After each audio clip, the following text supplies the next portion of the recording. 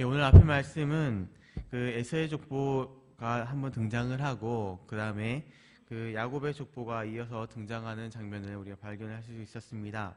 특별히 야곱은 하나님의 언약을 잇는 자였기 때문에 그 족보 진행이 성경을 읽는 사람으로 하여 매우 관심을 갖고 지켜볼 수밖에 없는 그런 본문이었습니다. 그런데 야곱의 족보는 크게 두 가지 역할을 이번에 감당을 하고 있었습니다. 지금까지 언약 백성의 족보가 그랬던 것처럼 하나님의 언약이 그 후손, 약속의 후손들에게, 특별히 이제 야곱 족보에는 야곱의 후손들에게 어디로 어떻게 이어지고 있는가 하는 것을 보여주는 것과 또 이 약속의 후손이 왜 애굽 땅에 그동안 살게 되었는가 하는 설명, 이 두 가지를 해주고 있었습니다. 왜냐하면 이 책을 읽는 사람들은 이 당시 사람들이 아니라 그 출애굽한 이후에 모세 시대 때 사람들이기 때문입니다. 그렇기 때문에 이 책을 읽는 1차 독자의 입장에서는 일단 400년 이상 애굽에서 살다 나왔던 사람들이기 때문입니다. 400년이면 굉장히 오랜 시간이죠. 지금이 2014년이니까 우리 지금으로만 쳐도 400년 전이면 몇 년입니까? 1614년이죠. 1614년이면 저희 기억도 안 나는 그런 시대는 조선시대인데 생각을 한번 해보시죠. 1614년부터 지금까지 쭉 조상 대대로 살던 땅이 있는데 그렇게 쭉 한 400년 동안 살다가 갑자기 뜬금없이 이 땅을 벗어나서 다른 땅으로 가야 된다라고 이야기를 하는 겁니다.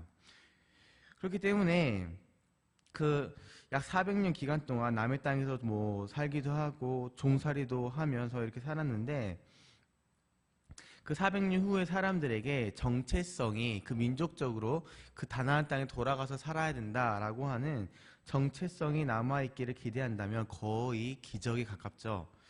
그래서 이들이 너희들은 그렇게 400년 동안 이 땅에서 살았지만 너희들은 애굽인이 아니다. 이스라엘 사람이다. 라고 하는 것과 원래 너희가 애굽 땅에서 사는 사람들이 아니라 가나안 땅을 약속받았고 또 그 땅으로 돌아가서 살아야 하는 언약 백성이다 하는 사실을 깨우쳐 주는 또 역할을 하고 있는 것입니다. 그래서 족보가 시작하기 전에 서론적인 언급이 이를 잘 말해주고 있는데요. 37장 1절에 보면은 야곱이 가나안 땅 곧 그의 아버지가 거류하던 땅에 거주하였더니 라는 말로 시작을 하고 있습니다. 무슨 말입니까? 족보를 시작하면서 하고자 하는 첫 마디는 야곱의 족보가 이러하니라가 보통 시작인데 그 시작으로 하지 않고 너네가 원래 살아야 된 땅은 가나안 땅이다 라는 이야기를 먼저 하고 시작을 하는 것입니다. 그래서 그의 조상 야곱뿐만 아니라 그 위에 조상 대대로 원래는 가나안 땅에 너희가 살던 민족이라는 것이죠. 그리고 나서 이제 너희가 어떻게 지금 애굽 땅에서 400년 동안 살아왔던 이야기, 왜 애굽 땅에 살게 되었는지 그 요셉 이야기가 등장하기 시작한 것입니다. 요셉 이야기의 서론을 통하여서 우리는 이제 38장의 내용이었는데요. 르우벤과 유다의 위치를 확인시켜 줍니다.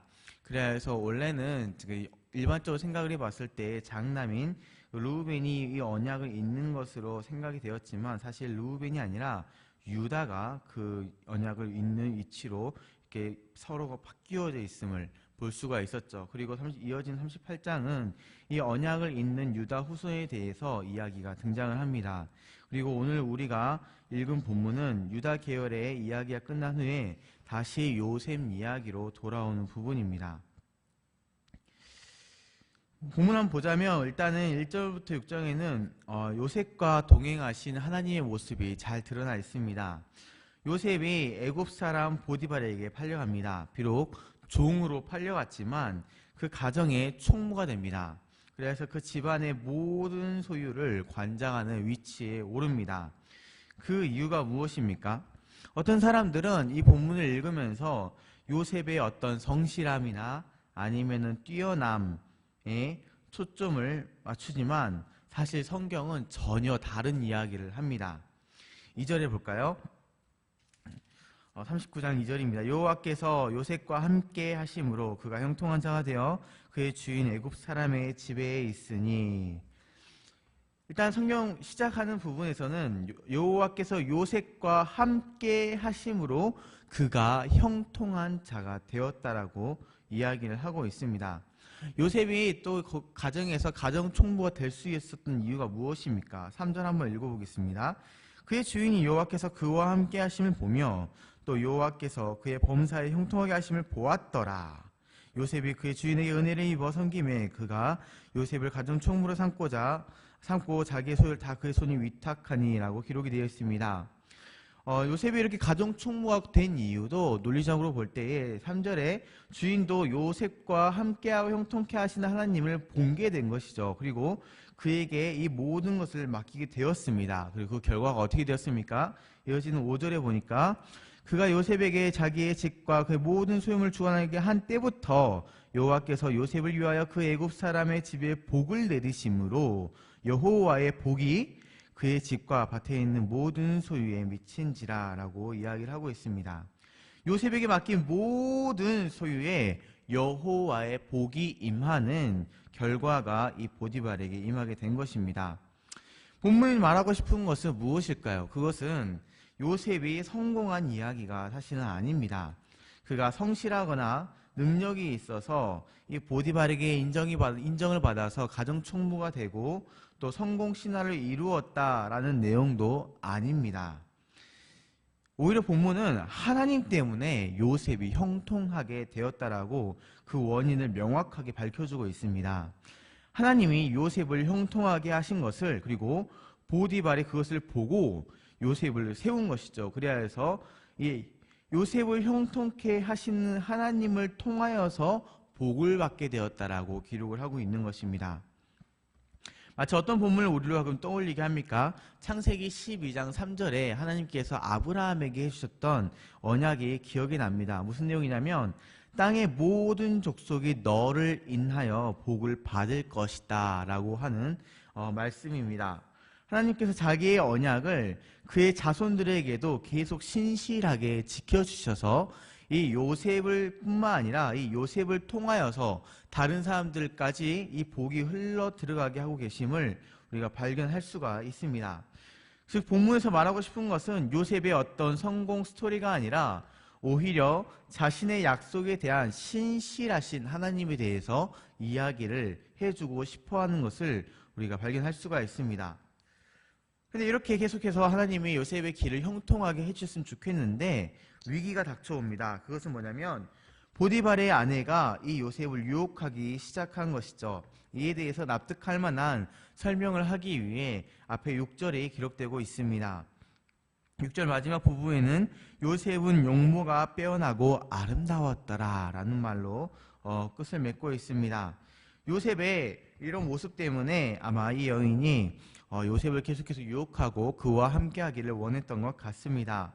요셉의 지속적인 거절에도 불구하고 이 여인의 이런 유혹과 요구는 끈질기게 이어집니다. 요셉의 거절 동기는 분명했습니다. 그 동기는 9절이었습니다. 9절입니다. 이 집에는 나보다 큰 이가 없으며 주인이 아무것도 내게 금하지 아니하였어도 금한 것은 당신뿐이니 당신은 그의 아내임이라. 그런즉 내가 어찌 이 큰 악을 행하여 하나님께 죄를 지으리까? 라고 하는 것입니다. 요셉의 거절 동기는 앞에 이렇게 쭉 설명하면서 마치 보디발에게 내가 의리를 지켜야 됩니다 라고 하는 것처럼 말하는 것처럼 보이지만 마지막에 등장하는 그의 근본적인 동기는 뭐였냐면 바로 하나님을 의식하고 있었기 때문이었습니다. 그렇지 않았다면 그 뒤에 나오는 이야기가 설명이 되지가 않습니다. 왜냐하면 그 11절에 볼 때 그럴 때에 요셉이 그의 일을 하러 그의 집에 들어갔더니 그 집 사람들은 하나도 거기에 없었더라라는 기록이 있습니다. 요셉이 정말 사람들이 아니라 하나님을 의식하여서 이렇게 행동했음을 우리가 알 수가 있는데요. 보십시오. 이제 집에 갔는데 아마 이 보디발의 아내가 의도적으로 일부러 이 하인들을 다 몰린 건지 아니면 뭐 상황이 아무도 없게 되는 상황이었는지 어떤 상황인지 모르겠지만 그 집에 요셉이 일하러 이제 들어갔는데 이 보디발의 아내 말고는 집사람들이 아무도 없는 상황이 돼버린 것입니다. 단 둘만 남아있게 되는 상황이 된 것이죠. 보디발의 아내는 진짜 기회를 잡았다고 생각하고 요셉을 유혹합니다. 요셉과 또 그 이 보디발의 아내 자기만 입 다물고 있으면 아무도 모르는 상황이 주어지게 된 것이죠. 그래서 요셉이 만약에 나쁜 마음을 먹었다면, 범죄하고자 하는 마음을 먹었다면 충분히 지을 수도 있는 상황이었습니다. 그러나 요셉은 도망갑니다. 요셉이 사람을 의식했다면 발생하지 않았을 상황이죠. 그러나 그가 은밀한 중에 보시는 하나님을 분명히 의식하고 있었기 때문에 이렇게 단둘이 있는 상황에서도 그가 이 보디발의 아내를 피해서 도망갔음을 알 수가 있습니다. 굉장히 큰 신앙적인 바른 행동을 했죠. 그런데 나중에 이 여인이 다른 사람들을 불러서 누명을 씌웁니다. 요셉이 자신을 범하려고 하다가 도망갔다라고 하는 거였죠. 그리고 보디발의 노여움을 사게 된다라는 게 우리가 읽었던 본문의 내용입니다. 오늘 본문을 통하여서 우리가 알 수 있는 게 무엇이겠습니까? 그것은 바로 하나님의 은혜로 요셉이 일단 형통하게 되었다는 것입니다. 그 이유는 요셉의 어떤 잘남 때문이 아니었습니다. 하나님의 신실하심과 은혜가 그 배경에 있었습니다. 그리고 이를 통하여서 요셉뿐만 아니라 보디발까지 그 은혜의 통로로 하나님의 복을 누리게 됩니다.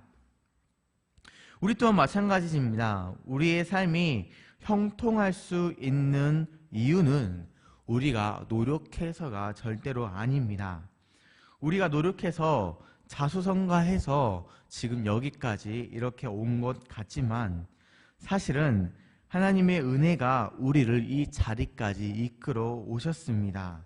우리가 지금 살아갈 수 있는 이유, 숨을 쉬는 이유, 우리의 심장이 지금도 뛰고 있는 이유, 우리에게 주어진 이 모든 이런 우리의 삶의 터전들이 내 손 안에 있는 이유는 바로 하나님의 은혜 때문임을 기억해야 합니다.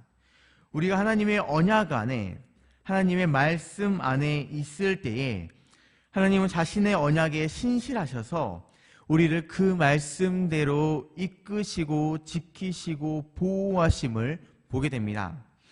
우리 안에서 하나님의 말씀이 이루어지는 것이 바로 하나님의 형통이 되는 것이죠.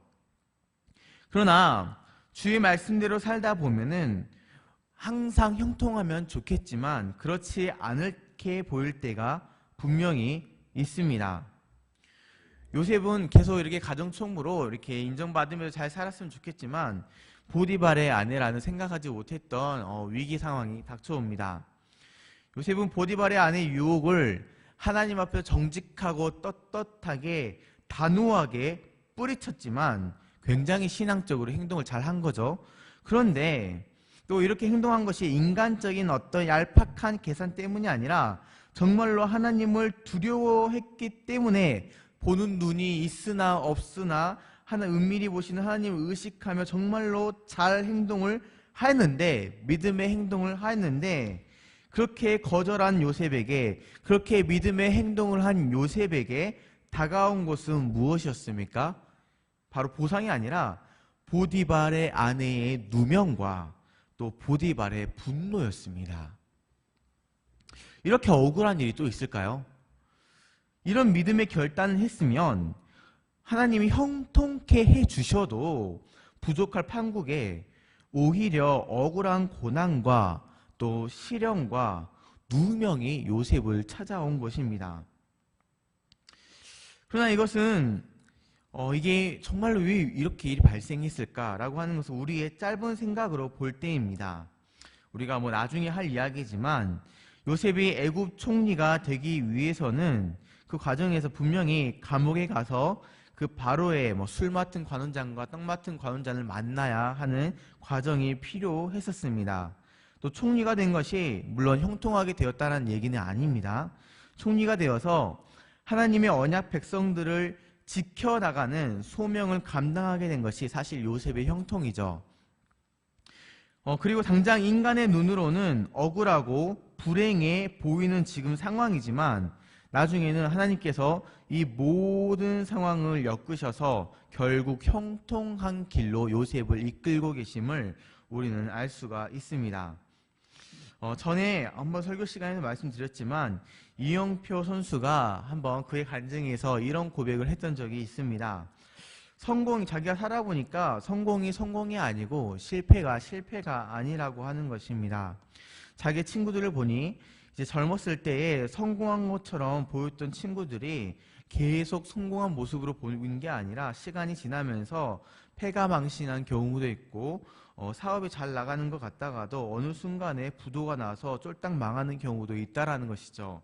그리고 처음에는 실패한 것처럼 쫄딱 망한 것처럼 보였던 친구들이 나중에 보니까 갑자기 보란듯이 성공하게 되는 경우도 보았다라는 것입니다. 그래서 이런 것들을 보면서 그가 느낀 것은 당장 봤을 때 이 친구들이 성공했다고 정말 성공한 것도 아니고 실패했다고 해서 또 영원히 실패한 것도 아니구나라고 하는 것을 느꼈다라고 하는 고백을 들은 적이 있습니다. 그래서 이 모든 것은 과정일 뿐이고 그 결국이 어떻게 되느냐가 중요하다라고 느꼈다는 것이죠. 그래서 그 사람의 삶의 결말이 무엇인가 하는 것이 중요하다고 생각했다는 것입니다.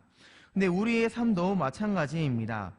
당장 우리가 우리의 시각으로 요셉을 보기에는 이 보디발의 아내의 누명을 쓰고 보디발의 이런 분노를 사고 하나님의 뜻 가운데서 올바르게 행했는데도 불구하고 이렇게 억울하고 그런 누명을 쓰는 상황에 처했지만 하나님이 나중에 이 모든 삶을 엮으셔서 형통하게 이끄셨던 것처럼 우리의 삶도 마찬가지라는 거죠.